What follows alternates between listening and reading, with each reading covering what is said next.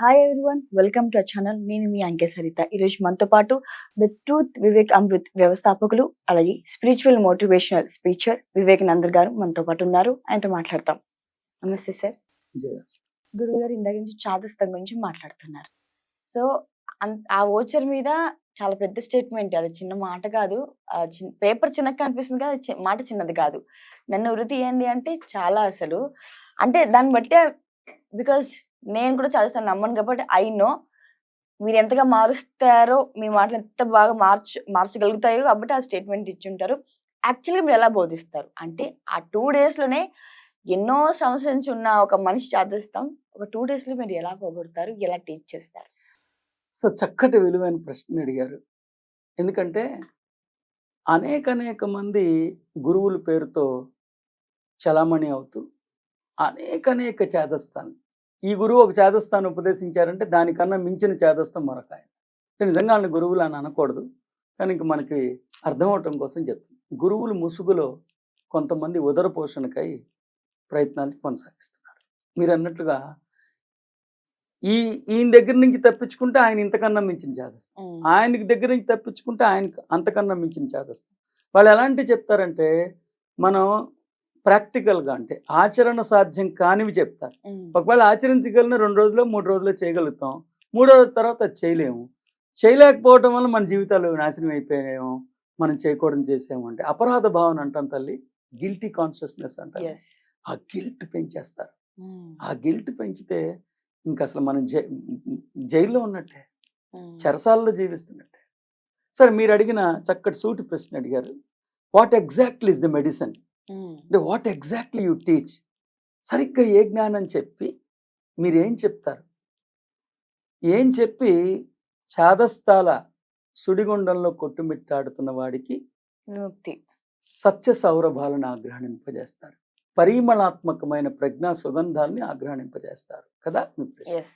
నేను సాధకులకి స్వస్వరూప జ్ఞానం ఉపదేశిస్తా, స్వస్వభావ జ్ఞానం ఉపదేశిస్తా, సత్యం ఏంటో తెలియజెప్తా. ఇంకా చెప్పాలంటే స్వస్వరూప జ్ఞానం, స్వస్వభావ జ్ఞానం. మీకు అభ్యంతరం లేకపోతే ఒకసారి అట్టర్ చేయండి మీరు.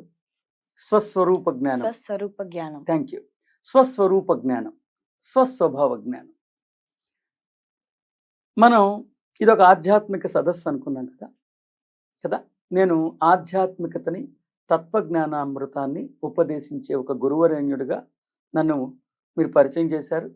నేను కూడా మీకు అలాగే పరిచయం చేసుకున్నాను. ఇదొక ఆధ్యాత్మిక సదస్సు కదా, ఇట్స్ ఎ స్పిరిచువల్ డిస్కోర్స్ కదా. ఇదొక ఆధ్యాత్మిక సదస్సు అంటే అసలు ఆధ్యాత్మికత అంటే ఏంటి, అక్కడి నుంచి నేను ఉపదేశించడం మొదలు పెడతాను. అందరూ అనుకున్నట్లుగా ఆధ్యాత్మికత అంటే చాదస్తము కాదు. అందరూ అనుకున్నట్లుగా ఆధ్యాత్మికత అంటే భగవంతుడి కోసం బాహ్యంలో అన్వేషించడం కాదు. ఆధ్యాత్మికత అన్న సుశబ్దానికి ఆచార్యులైన శ్రీకృష్ణుడు భగవద్గీత అక్షర పరబ్రహ్మయోగం అంటే 8వ అధ్యాయం 3వ శ్లోకంలో చాలా విపులంగా వివరంగా ఉపదేశించారు. ఆధ్యాత్మికత అంటే స్వస్వభావ, ఆధ్యాత్మికత అంటే స్వస్వరూపము. ఆధ్యాత్మికత అంటే అందరూ అనుకున్నట్లుగా భగవంతుడిని బయట వెతకడం కాదు, భగవంతుడి పేరు మీద చేదస్తాలు కాదు. ఆచార్యులైన శ్రీకృష్ణుడు మనందరం ఎవరినైతే దైవంగా భావించి అనునిత్యం పూజిస్తున్నామో స్వయంగా శ్రీకృష్ణుడే భగవద్గీతలో అక్షర పరబ్రహ్మ యోగంలో 3వ శ్లోకంలో ఆధ్యాత్మికత అంటే స్వస్వరూప జ్ఞానం, స్వస్వభావ జ్ఞానం అని తెలియజేశారు. ఇప్పుడు సహజంగా మీ ప్రశ్న, ఇంతకీ స్వస్వరూప జ్ఞానం అంటే ఏంటి సార్, ఇంతకీ స్వస్వభావ జ్ఞానం అంటే ఏంటో తెలియజేయమని ఖచ్చితంగా మీ ప్రశ్న అదే అయింది. స్వస్వరూప జ్ఞానం అంటే నేను ఎవరిని, ఎక్కడి నుంచి వచ్చాను, అసలు ఎందుకు ఈ భూతలంలోకి వచ్చాను, ఈ భూతలంలోకి రావటానికి ఏదైనా లక్ష్యం ఉంటుందా, లేకపోతే యాదృచ్ఛికంగా భూతలంలోకి వచ్చాను. ఒకవేళ ఈ భూతలం నుంచి నిష్క్రమిస్తే, శరీర పతనం జరిగితే నేను ఏ రీతిగా నా ప్రయాణం సాగబోతుంది.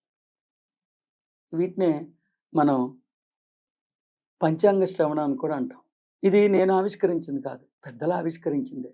పంచాంగ శ్రవణం అంటే మానవుడి జీవితం 5 అంగములతో పరినిర్మితమై ఉంటుందంట. ఆ 5 ప్రశ్నలతో పరినిర్మితమై ఉంటుందంట. ఆ 5 ప్రశ్నలకి సరైన రీతిలో సత్యం అర్థమైతే, సమాధానం దొరికితే చక్కగా మానవుడు మాధవుడిగా మారిపోతాడంట. ఆ ప్రశ్నలు ఏంటో తెలుసా? నేనెవరు? నేను ఎక్కడి నుంచి వచ్చాను? ఎందుకు వచ్చాను? నా లక్ష్యం నెరవేర్చుకోవటంలో అవరోధం ఏంటి? ఆ అవరోధాన్ని అధిగమించడానికి ఉపాయం ఏంటి? సరిగ్గా అదే స్వస్వరూప జ్ఞానం, స్వస్వభావ జ్ఞానం. ఆ స్వస్వరూప జ్ఞానం అర్థమైతే, స్వస్వభావ జ్ఞానం కానీ అర్థమైతే ఖచ్చితంగా భయం గుప్పిట్లోంచి మనిషి బయటకు వస్తాడు. నన్ను నమ్మద్దు మీరు, గీతాశాస్త్రాన్ని నమ్మండి. నన్ను నమ్మద్దు మీరు, మన మూల గ్రంథాలను ఒకసారి అధ్యయనం చేయండి. ఎలాగో మీరు అడిగారు కాబట్టి ఇవాళ మీ ప్రశ్నకి నా సూటి సమాధానం, ఒకవేళ మీకు ఆత్మజ్ఞానం అర్థమైతే, ఆత్మజ్ఞానం అర్థం అవ్వాల్సిన రీతిలో అర్థమైతే, మీరు ఈ దేహాలు కాదు ఆత్మ చైతన్యాలే అన్న సుజ్ఞానం మీకు సరైన రీతిలో అర్థమైతే ఖచ్చితంగా నాకు ఇవ్వబడిన 2 రోజుల్లో మీలోంచి భయాన్ని తొలగించి, మీలో భక్తి భావాలని పరిణమింపజేసి, మిమ్మల్ని ద్వైతం నుండి అద్వైతం వైపు అడుగులు వేయించి తీరుతాను. మీకు ఆత్మజ్ఞానం ఏమిటో కూడా మీ ద్వారా సదస్సులకి, సాధకులకి సవివరంగా తెలియజేసే ప్రయత్నం చేస్తున్నాను. ఆత్మజ్ఞానం అర్థం అవ్వాలంటే మొట్టమొదటిగా గీతాశాస్త్రంలోని 2వ అధ్యాయం 12వ శ్లోకం, సాంఖ్యశాస్త్రం 12వ శ్లోకం. సాంఖ్యశాస్త్రం 12వ శ్లోకాన్ని కానీ మీరు ఒకసారి అధ్యయనం చేస్తే, ఆచార్యులైన శ్రీకృష్ణుడు ఆ శ్లోకంలో ఏం చెప్పారంటే, నీవు కానీ నేను కానీ ఈ రాజులు కానీ ఉండని కాలమే లేదు, ఇక ముందు కూడా మనం ఉండమన్న మాటయే లేదు. సరిత గారు అడిగిన సరైన ప్రశ్నకి సరైన సమాధానం, చాదస్తాల వైపు నుంచి సత్యంలోకి మీరు ఎలా ఇంతమందిని మార్చగలిగారు? నా సమాధానం, నేను మార్చక్కల్లా. గీతాశాస్త్రం, భగవద్గీత అర్థం అవ్వాల్సిన రీతిలో అర్థం చేసుకోండి. మొట్టమొదటిగా సాంఖ్యశాస్త్రంలోని 12వ శ్లోకాన్ని అధ్యయనం చేయండి. ఆచార్యులైన శ్రీకృష్ణుడు అర్జునుడి ద్వారా యావత్ మానవ సంతతిని ఉద్దేశించి ఒకే ఒక్క అంశాన్ని ఉపదేశించారు. నీవు కానీ నేను కానీ ఈ రాజులు కానీ ఉండని కాలమే లేదు, ఇక ముందు కూడా మనం ఉండమన్న మాటే లేదు. సార్ దాంట్లో అంత విశిష్టత ఏముందండి అని మీరు అడగచ్చు. ఆ విశిష్టతలు ఏంటో చెప్తా, దాని అంతరార్థాలు ఏంటో చెప్తా. ఫస్ట్, శ్రీకృష్ణుడితో సహా మనందరం ఏకకాలంలోనే ఆవిర్భవించాం. శ్రీకృష్ణుడితో సహా మనందరం ఏకకాలంలోనే ఆవిర్భవించాం. తర్వాత, ఈ దేహం ఉన్నా లేకపోయినా, దేహానికి ఆశ్రయిస్తున్న ఈ భూతలం ఉన్నా లేకపోయినా, ఈ సృష్టి ఉన్నా లేకపోయినా నిరంతరాయమానంగా మనం జీవిస్తూనే ఉంటాం. అంటే మనందరం దివ్యమైన వాళ్ళమే, మనందరం శాశ్వతమైన వాళ్ళమే, మనందరం ఘనమైన వాళ్ళమే. ఒకసారి ఆలోచించదండి, ఒక్కసారి ఆలోచించి భయం పోదు మనకి. శ్రీకృష్ణుడితో సహా మనందరం ఏకకాలంలోనే ఆవిర్భవించామని మీరు ఈ విషయం కూడా వినే ఉంటారు. మనం మొదటిగా 84 లక్షల జీవరాశులుగా మనం ఉన్నామని, 84 లక్షల జీవరాశులు పుణ్యం చేస్తే ఆఖరికి మానవుడిగా వచ్చామని, ఈ జన్మలో మళ్ళీ తినకూడదు తింటే, చూడకూడదు చూస్తే మళ్ళీ మనం జంతువులుగా మారిపోతాం. విన్నారా? చూడండి, ఒకసారి సరళంగా చెప్పడానికి ప్రయత్నిస్తానమ్మా. మీ ప్రశ్నలో, మీరు అడిగే తీరులో నాకు నిజాయితీ కనిపిస్తాం, మీ కమిట్మెంట్ కూడా నాకు కనిపిస్తాం. మీ దీనిలోంచి వే అవుట్ ఏదైనా ఉంటుందా అని మీ సిన్సియారిటీలోంచి నేను నిజంగా చెప్తున్నాను తల్లి. ఒకసారి ఆలోచించండి. ఏంటి, మనం ఫస్ట్ ఏగ్గా పుట్టి, ఏగ పుణ్యం చేస్తే దోమగా ప్రమోషన్ వచ్చి, దోమ పుణ్యం చేస్తే పందిగా పుట్టి, పంది పుణ్యం చేసిందా, పంది పుణ్యం చేస్తే మనం లాస్ట్కి మానవుడు అయ్యామా? ఇంకా ఏమని బెదిరిస్తున్నారు తెలుసా? కింది జన్మలో మీ మిస్సెస్ పందిగానే ఉంది, నువ్వు పుణ్యం చేయటం వల్ల నువ్వు ప్రమోషన్ వచ్చి మానవుడిగా మారావు, అందుకే ఆ పంది నీ వంక అదో రకంగా చూస్తుందని చెప్తున్నారు. ఎంత దయనీయంగా చెప్తున్నారమ్మా, ఎంత దుర్మార్గం అమ్మా. పంది ఏం పుణ్యం చేస్తుంది? దాని జీవలక్షణం ఏదైతే అది చేస్తుంది కదా. మరి భయం కాదు, నువ్వు తినకూడదు తింటే, చూడకూడదు చూస్తే మళ్ళీ పంది అయిపోతావు అన్నప్పుడు భయపడిపోరు కదా. ఒక్కసారి 2వ అధ్యాయం 12వ శ్లోకం కానీ మీకు అర్థమైతే, నీవు కానీ నేను కానీ ఈ రాజులు కానీ ఉండని కాలమే లేదు, ఇక ముందు మనం ఉండమన్న మాటే లేదన్న సత్యం మీకు తేటపడిపోతే మనందరం శాశ్వతమైన వాళ్ళమని తెలిసిపోతుంది. మనందరం శ్రీకృష్ణుడితో సహా మనందరం ఏకకాలంలోనే ఆవిర్భవించామని సత్యం తెలిసిపోతుంది.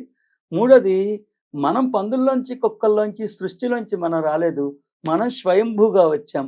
సృష్టి సైతం మన నుంచి వచ్చాయి. ఈ జీవరాశులన్నీ మనం సృష్టిస్తే వచ్చాయి కానీ వాటిలోంచి మనం రాలా. వీళ్ళ అబద్ధాలకి ఇంకో పరాకాష్ట ఏంటంటే డార్విన్ సిద్ధాంతాన్ని ప్రతిపాదిస్తున్నారు.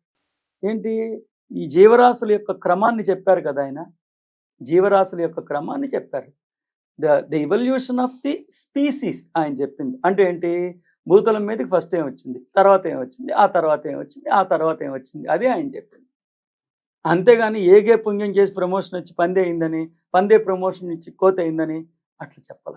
కాబట్టి మీ ద్వారా మొట్టమొదటి సత్యాన్ని సాధకులకు చెప్తున్నా. ఒక్కసారి ప్రతి మానవుడు, మరి ముఖ్యంగా సనాతన సాంప్రదాయంలో కొనసాగుతున్న వారందరూ నాడీగతంగా రక్తగతంగా మనలో సనాతన సాంప్రదాయం ప్రవహిస్తుంటే ఈ గీతా శాస్త్రాన్ని అధ్యయనం చేయండి. సాంఖ్య శాస్త్రాన్ని తీసుకోండి, 2వ అధ్యాయం 12వ శ్లోకాన్ని తీసుకోండి. ఆచార్యులైన శ్రీకృష్ణుడు అర్జునుడి ద్వారా యావత్ మానవ సంతతికి ఉపదేశించిన ఆ గీతా శాస్త్రాన్ని భక్తితో శ్రద్ధతో నమస్కరించుకుని ఒక్కసారి దాని అంతరార్థాన్ని తెలుసుకోండి. 3 అంశాలు మీకు తేటపడిపోతాయి. ఆచార్యులైన శ్రీకృష్ణుడితో సహా మనందరం ఏకకాలంలోనే ఆవిర్భవించాం, పాయింట్ నెంబర్ 1. పాయింట్ నెంబర్ 2, మనందరం స్వయంభూగా వచ్చాం. అంటే సృష్టిలోంచి మనం రాలేదు, మన నుంచి సృష్టి వచ్చింది కదా. మూడోది, ఈ దేహం ఉన్నా లేకపోయినా నిత్యం నిరంతరాయమానంగానే మనం జీవిస్తూ ఉంటాం. ఒక్క పాయింట్ చెప్పి కంక్లూడ్ చేస్తాం. ఎప్పుడూ శాశ్వతంగా ఉండే నేను ఒక ఆయన ఉన్నారు. ఇప్పుడు ఉదాహరణకి నేను ఒక 60 సంవత్సరాలు అయింది ఈ దేహంలోకి వచ్చి, ఓకే, ఇంకొక 5 ఏళ్ళు 6 ఏళ్ళు ఉండి ఈ దేహాన్ని ఇచ్చి. ఈ వివేక్ అనే అతను, ప్రస్తుతం నా పేరు వివేకానంద్. సో ఈ వివేకానంద్ అనే అతను ఒక 65 సంవత్సరాలు ఉంటాడు, ఒక 60 సంవత్సరాల నుంచి ఉన్నాడు. కానీ నాలోనే ఇంకొక నేనుంది. ఏది, సృష్టి కన్నా ముందు నుంచి అస్తిత్వంలో సృష్టి ముగిసిపోయిన అస్తిత్వంలో కొనసాగగలిగే ఒక శాశ్వతమైన నేనున్నారు, ఒక అశాశ్వతమైన నేనున్నారు. నాలో ఎంతమంది ఉన్నారు? ద్విపాత్రాభినయాన్ని పోషిస్తున్నా, డ్యూయల్ రోల్ని ప్లే చేస్తున్నా. ఒకటి శాశ్వతమైన నేను, రెండోది అశాశ్వతమైన నేను. ఈ అశాశ్వతమైన నేను పేరు మానవుడు పాత్ర, ఈ మానవుడి పాత్ర పేరు వివేకానంద. కానీ నాలోనే శాశ్వతమైన నేను ఒక ఆయన ఉన్నారు. ఆ శాశ్వతమైన ఒక్కసారి ఆత్మ చైతన్యం ఏమిటో తెలిస్తే, ఆత్మ చైతన్యమే నేను అని మీరు అర్థం చేసుకోగలిగితే, ఆత్మ జ్ఞానం మీ మస్తిష్క కణజాలాల సముదాయంలో అనుష్ఠానంగానే అవ్వగలిగితే, భయం శృంఖలాలని ఛేదించుకుని పరిమళాత్మకమైన ప్రజ్ఞా సుగంధాల వైపు అడుగులు వేస్తూ అద్వితీయమైన అద్వైత శిఖరానికి చేరుకోవటం సాధ్యమేనని మరొకసారి తెలియజేసుకుంటూ స్వస్తి. జయ.